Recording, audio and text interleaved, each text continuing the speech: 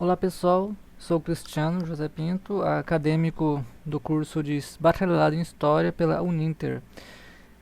Esse aqui é um material de divulgação, certo, que vai tratar sobre a cultura do surdo, cultura surda e Libras no Polo de Tangará da Serra. Antes de começarmos, vamos tentar fazer uma trajetória pela língua de sinais no mundo. Quando ela surgiu, certo? Ela surgiu por volta de 1760, quando o abade Charles Michel de Lepé, certo? Acho que é isso o nome dele, Lepé, fundou a primeira escola pública para surdos na cidade de Paris. Para quem não sabe, Paris fica na França, tá? E ficou conhecida como o Instituto de Surdos de Paris. Antes de 1750, né, da criação, antes de 1750, uns 10 anos antes, praticamente os surdos eram marginalizados naquela cidade, certo? Apenas a partir de 1755 que o Abade Lepé inicia seu método de aprendizagem, onde ele envolvia palavras e figuras para ensinar os surdos a ler e escrever. Foi a partir da criação do Instituto de Surdos de Paris, né, que surgiram alguns profissionais daquela escola que foram se espalhando pelo mundo. Esses alunos tanto eram ouvintes quanto surdos, tá? E foi por meio deles que a língua de sinais foi espalhada pelo mundo. Só que, apesar de tudo isso, certo? De ter surgido lá no século XVIII, somente no final do século XIX que ela foi reconhecida como um método educacional para essas pessoas. Em 1880, porém, para acabar com toda aquela luta lá do padre Lepé, o Congresso Mundial de Professores Surdos, lá em Milão, na Itália, o que eles fizeram? Eles consideraram a língua de sinais como inferior ao ensino oral. Para eles, os surdos deviam aprender de forma oral, não mais pelos sinais, como o padre Lepé deu início lá dos 100 anos antes. Certo? Essa decisão, porém, alguns anos depois, quase 2 décadas depois, ela foi contestada pelo A.J. Moura Silva. Ele era professor de surdos do Imperial Instituto de Surdos Mudos aqui do Brasil, certo? Onde o governo brasileiro resolveu contestar tal decisão. Pelo menos alguma coisa de boa o Brasil tinha que fazer, né? Falando do Brasil, vamos ver como é que foi essa trajetória da língua de sinais aqui no Brasil, certo? Aqui no Brasil, ela surgiu em 1857, quando Ernest Rouet, né, ele a pedido de Dom Pedro II, ele chegou para trabalhar com o público surdo, no caso brasileiro, o público surdo brasileiro aqui, certo? E então ele deu início. Então ele criou, no caso, ao Imperial Instituto para os Surdos Mudos, o qual viria lá em 1896, quase 30 anos mais 30 anos depois, 40 anos depois, a contestar o que o Congresso de Milão tornaria inviável. Certo? Então ela surgiu em 1857 com Ernest Rouet, certo? E a partir dela, ela que era a Libras, no caso, quando ela surgiu? Ela surgiu mediante a junção da língua francesa de sinais, né? E juntou isso com as formas de comunicação que já eram utilizadas pelos surdos aqui no próprio Brasil, certo? A partir da criação dela, ela praticamente se espalhou pelo país. Só que 30 anos depois, lembra, lá no Congresso de Milão, isso foi dificultado. Essa difusão foi dificultada. Entretanto, isso não impediu que as pessoas continuassem a usar a Libras no país, certo? E essa luta, essa insistência dos surdos mudos ao longo da história brasileira levou o quê? Levou que em 2002 a Libras ela seria finalmente conhecida como a língua no Brasil. E hoje em dia, então, desde 2002, a Libras é a segunda língua oficial do Brasil. Vamos falar então agora que nós chegamos a esse ponto da Libras, a importância dessa comunicação, dessa luta dos surdos mudos. Vamos falar um pouco da cultura surda? O que eu juntei aqui, que eu posso entender que essa privação de sentido da audição, no caso da pessoa surda, ela abre uma possibilidade alternativa para a interação, para uma interação linguística. Ou seja, ela tem uma participação social ou uma produção cultural dessas pessoas que ela se dá por meio dessas formas alternativas que ela precisa criar quando perde a audição, ou quando nasce surda, no caso. Essa produção e interação, ela é alimentada e enriquecida pelas comunidades surdas, que possibilitada por essa interação. Então, eu considero que é super importante que as culturas, que os surdos, no caso, eles tenham uma interação entre eles, mas eu também acho que eles devem ter uma interação também com as pessoas não surdas, que isso pode o quê? Pode conseguir difundir a sua cultura para outras pessoas. Tá. Ainda hoje, apesar de ela abranger grandes possibilidades e elementos próprios da vida dessas pessoas que se reconhecem como surdos, né, ela inclui não apenas aspectos comuns da vida de cada um deles, mas também dos grupos sociais que eles fazem parte. Só que, apesar disso, apesar dela ser fundamental, no caso, para a inclusão desses indivíduos, sua importância cultural é, na maioria das vezes, desconhecida por aqueles que não são surdos. Certo? Mas, assim, aqui no Brasil, será que é diferente? Vamos ver como é que é a cultura surda aqui no Brasil. Eu colhi alguns dados aqui.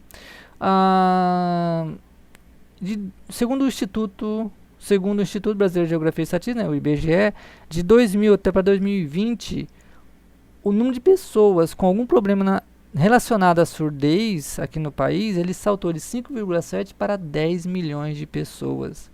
Praticamente em 20 anos dobrou-se o número. E outras pesquisas que eu não deixei trazer aqui, mas entende-se que isso não vai aumentar muito mais nos próximos anos, tá? Exatamente por esse número ter crescido tanto, ser tão alto já, coisa que atualmente é 5%, que em 2002 houve o reconhecimento, como nós vimos atrás, da Libras como idioma. Certo? Além delas, houve diversas outras iniciativas que passaram a garantir o direito da inclusão e reconhecimento dessa cultura em todo o país. Eu destaquei aqui duas, no caso, tá? Eu destaquei aqui a garantia do uso de recursos visuais e legendas nos programas oficiais do governo, desde 2004, e também a publicação da Lei Brasileira de Inclusão em 2015. Certo? E a partir disso, o que eu posso dizer aqui, que mesmo com todos esses avanços, né, infelizmente a Libras ainda é pouco conhecida ou usada entre os ouvintes aqui no país. Exatamente porque essa difusão ela está muito restrita ao público surdo e a pessoas próximas a eles, o que leva a esse pouco reconhecimento. Tá, mas como é que deve ser essa interação entre surdos e ouvintes, hein? Ela é necessária? Com certeza ela é necessária, né? Olha, pelo que eu observei, assim, pelas pesquisas que eu fiz para montar esse trabalho, a interação de surdos e ouvintes, ela pode se perceber, ela faz perceber, no caso, o quanto que o surdo fica em desvantagem.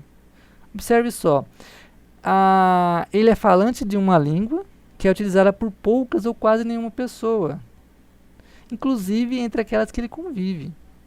Tá? Essa privação ela vai além da sociedade, pois existem os familiares dessas pessoas, a maioria deles também não não usam a língua de sinais. Imagina só, você não conseguir se comunicar nem dentro da sua própria família. Essa é a situação de muitas dessas pessoas. Mas a comunicação através da Libras, né, o que ela propicia? Ela propicia uma melhor compreensão do surdo e ouvinte. Ainda mais que hoje em dia a lei, ela obriga intérpretes, ela obriga não, no caso, ela permite, né? Possibilita essas pessoas que elas tenham intérpretes de Libras em várias instituições, diferentes instituições públicas, tanto em escolas, universidades, congressos, seminários, programas de televisão, muitos outros nesse sentido, ela já tem o direito de ter alguém lá interpretando por meio da Libras para elas. A utilização desses ambientes, para vocês terem uma ideia, ele facilita a comunicação entre os surdos e também deles com os ouvintes. Isso propicia que eles possam compreender tanto como uma comunidade, que tem características comuns, quanto da sociedade como um todo. Como eles devem ser reconhecidos? Cidadãos, lógico. Se conseguirmos isso com certeza haverá uma inclusão social dessas pessoas no mundo. Ou seja, para que eles façam parte da sociedade, se tornem verdadeiros cidadãos, precisamos dar a eles o direito de poder se comunicar. E a Libras é uma maneira disso. Mas aí, como que podemos capacitar aos ouvintes a Libras? Eu separei aqui 3 cursos, tá bom? Eu trabalhei para vocês aqui o Instituto Nacional de Educação de Surdos, o INES, né? Ele promove um curso de língua brasileira de sinais semestralmente. Esse curso é constituído de 5 níveis, que cada um desses níveis tem duração de aproximadamente 4 meses, com carga horária de 50 horas cada. E a pessoa que faz o curso, a cada vez que ela conclui um nível, ela ganha um certificado. A Unindústria também, ela promove o seu curso de Libras básico e intermediário desde 2013. Esse curso é em parceria com o Senai, o Serviço Social de Indústria, SESI, certo? Ela tem atualmente uma nova versão de 40 horas, que é gratuita e 100% online para quem é trabalhador do sistema indústria. Um outro que eu separei aqui foi o projeto Instituto Libras Global. Ele concede, por meio de bolsas de estudo, certo? Então não é um curso gratuito, mas ele oferece essas bolsas para seus cursos capacitação ministerial em Libras e capacitação pedagógica em Libras. Então são 2 cursos. Eles são gratuitos e 100% online. A duração deles é de 2 anos, com formação de novas turmas semestralmente. Ele é gratuito para quem consegue essas bolsas, né?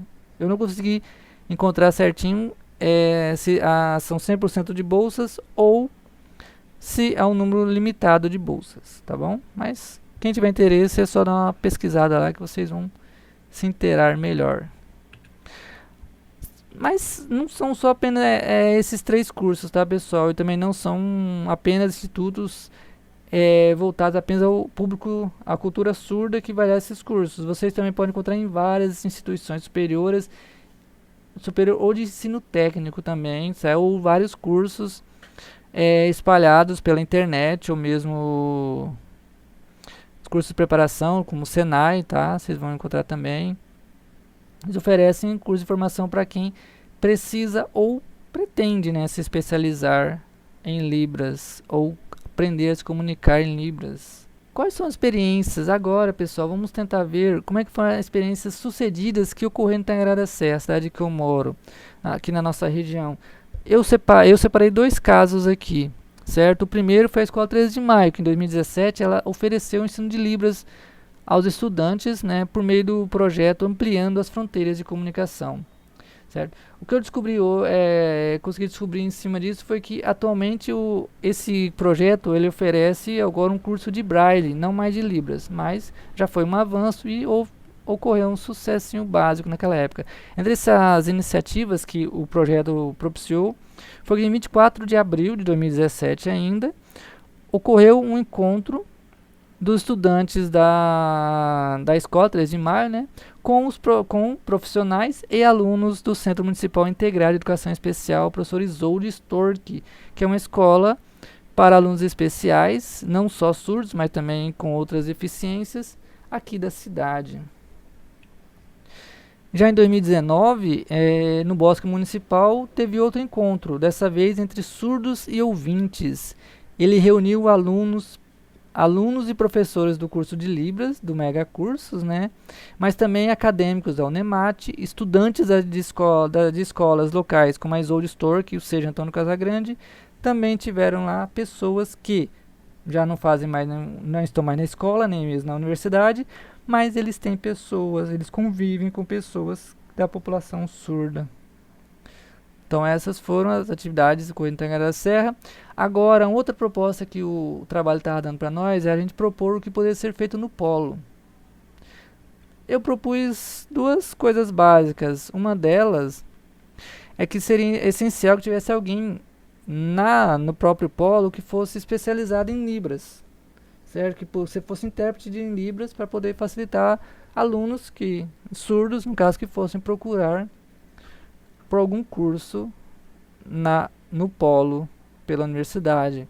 Mas também, além disso, eu sugeri, no caso aqui, que houvesse curso de surdos, né, não na grade, mas ao longo do curso, para os acadêmicos de Libras, para que esses, quando eles terminassem, no caso, o seu curso, eles estivessem também especializados na língua brasileira de sinais.